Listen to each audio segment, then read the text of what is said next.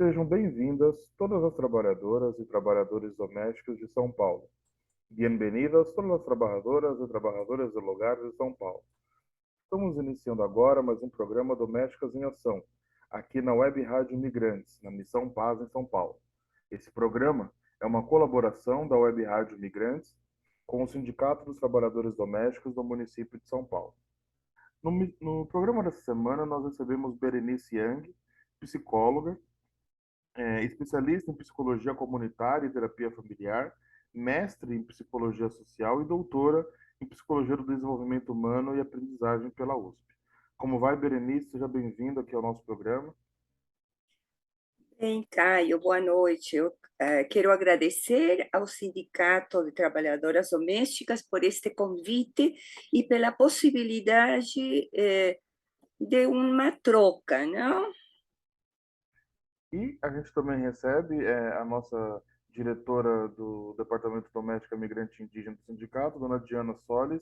Seja bem-vinda, dona Diana. Oi, boa noite, Caetano, boa noite, Berenice, boa noite a nossos queridos ouvintes. Mais uma vez, estamos aqui gravando um programa Domésticas em Ação e nossa convidada de hoje é Berenice. Muito obrigada, Berenice, por aceitar nosso convite. Obrigada, Diana, a vocês pelo convite. Bem, eu não falei no começo, mas a Berenice, ela trabalha aqui no Brasil, né? Como eu falei, formada mestre e doutora pela USP, mas a Berenice, ela é peruana. Então, Berenice, eu queria começar, assim, igual a gente começa com todos os nossos convidados que são imigrantes, que você contasse um pouco da sua trajetória enquanto imigrante aqui no Brasil, por favor. Bem, Caio, eu cheguei em 1990, março, ou seja, já vou caminho aos 33 anos. E eu cheguei numa época em que o governante era Collor e tinha pego as poupanças das pessoas. E foi uma surpresa enorme encontrar-me com um povo preocupado, triste, essa alegria do brasileiro eu não encontrei quando eu cheguei, né? Porque a economia ia mal, todo mundo em uma incerteza tremenda. Então, isso foi uma novidade para mim, um choque. Bom, eu cheguei com a ideia de permanecer uns 2 anos. Pela época, eu estava estudando, eu já tinha, era psicóloga, tinha especialidade em psicologia comunitária e terapia de famílias, mas eu tinha vindo a estudar biodança, que é uma alternativa terapêutica que usa música, dança, expressão corporal. E a ideia era permanecer 2 anos. No entanto, esses 2 anos se alongaram. Não? Eu conheci o que mais tarde foi meu esposo, e aí ficou o tempo passando e eu não vim preparada para morar aqui definitivamente, né? Então, por esse motivo, os primeiros anos foram muito difíceis, né? Eu tinha uma segunda formação como professora de línguas, então eu trabalhava como professora de inglês e de espanhol, e somente quando estava pelo ano de 1998, eu consegui me registrar no Conselho de Psicologia e poder iniciar meu exercício profissional como psicóloga, né? Depois de fazer a revalidação e tantas, enfim, esses processos, esses procedimentos. Eu acho que eu não tinha um pouco essa incerteza, não estar preparada para migrar totalmente, foi algo que marcou os 7 primeiros anos da minha vida aqui. E isso me fez pensar muito sobre minha situação de migrante, não? como minha vida tinha mudado de ser uma nacional no meu país, com todos os meus direitos, a passar a ser uma migrante. Eu cheguei na época em que a legislação para migrantes era aquela lei do estrangeiro dada em tempos da ditadura, né? Que era bastante limitante. Então, foi isso. Só a partir de 1998 que comecei a poder ter exercício, decidi que eu começaria a trabalhar como psicóloga com migrantes. Em 1999, comecei meu trabalho com um grupo de migrantes, não? E nesse ano me aproximei ao que era chamado de la pastoral de América Latina, que agora tem o nome de Missão Escalabriniana da Paz, e ofereci um trabalho para migrantes, que no início não foi aceito. Isso foi aceito em 2001.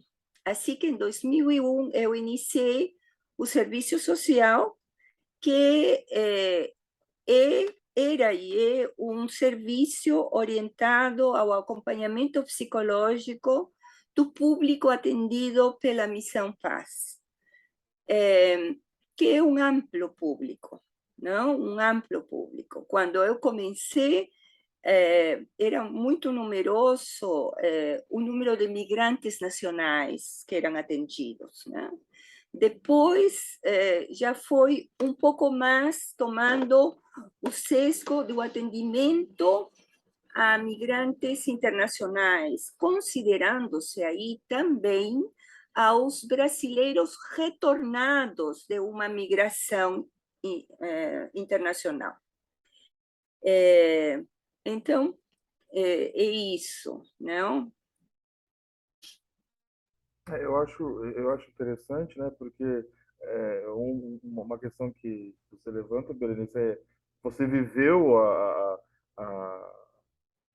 esse momento, né, de ser um imigrante para depois atuar. Acho que isso coloca você em dois lugares, de certa forma, importantes, né? Você viveu aquilo, né? Não é simplesmente teórico, né? Uma questão prática. Exatamente. Caio, você apontou algo que define minha prática. Eu digo que quando o profissional, não vamos a chamar somente psicólogo, quando o profissional que atende determinado público já passou pela condição que esse público com o qual trabalha vivencia, esse trabalho profissional passou e trabalhou, elaborou essa vivência, não só ter vivido, mas ser uma experiência da qual você pode aprender, da qual você consegue crescer e poder, enfim, não? Um trabalho de elaboração. Nós, os psicólogos, as psicólogas, geralmente fazemos isso, não é uma indicação para trabalhar com outras pessoas, não? Se trabalhar. Então, eu acho que o trabalho se enriquece, porque não é somente a formação teórica, é uma vivência enraizada, não? É enraizada naquilo que a pessoa que você atende também vivencia. Então, há uma compreensão mais rica, mais profunda. E eu acho que até não. Eu acho que eu posso estar falando um termo errado, mas eu acho que na psicanálise fala de transferência, né? Ou essa relação entre aquele que ajuda o psicólogo, né? O psicanalista, o profissional em si, né? E aquele que está precisando ali do apoio, acho que tem essa conexão mais forte, né? Você sabe Então, que isso são o profissional não está falando algo que ele não, uma besteira, não. Você enxerga nele alguém que passou aquilo que você viveu, né? minha minha postura, minha linha teórica não é a psicanálise, mas esse fenômeno da transferência é um fenômeno que acontece em uma comunicação humana. E o trabalho de um profissional, de uma profissional de psicologia, não deixa de ser uma comunicação humana entre duas pessoas que estão conectadas por algo. Nesse caso, esse trabalho de cuidado, não? De cuidado da psique, dos afetos, dos problemas mentais, enfim, que a pessoa consulta, né? Então, é um fenômeno de comunicação onde, obviamente, você vai ver-se tocado por aquilo que a pessoa traz. Mas o importante para você poder ajudar essa pessoa é que seja tocado, mas não tomado totalmente, para que você possa atuar, possa ajudá-lo e não ficar paralisado, né? Sim. Antes, eu acho que talvez seja do interesse de todo mundo, dos ouvintes, entender, né, essa relação, essa ação psicossocial com os imigrantes especificamente. Mas eu queria voltar só numa questão que levantou sobre o momento da revalidação, que você disse em 98, né, que você passou alguns anos ali sem atuando na sua segunda formação, e esse é um problema que é sempre levantado, né? A gente conversou aqui algumas semanas com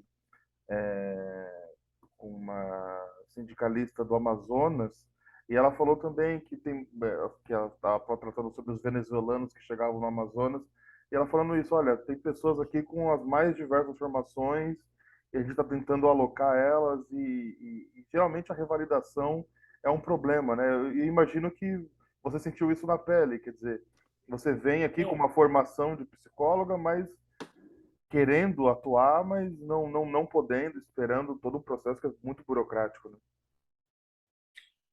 sim, sim. No meu caso, foi que eu nem trouxe meus papéis. Então, eu tive que pedir, inclusive, eu não tinha tirado meu título porque não apresentei, no meu país, se acostumava, o TCC não é um trabalho qualquer, tem um caráter como de uma dissertação, e eu não acabei de apresentá-lo, então eu tive que dar alguns retornos, fazer essa finalização, tirar o título em mãos, eu tinha terminado os estudos, havia uns 8 anos, 9 anos, né? E então foi isso, e fora disso que não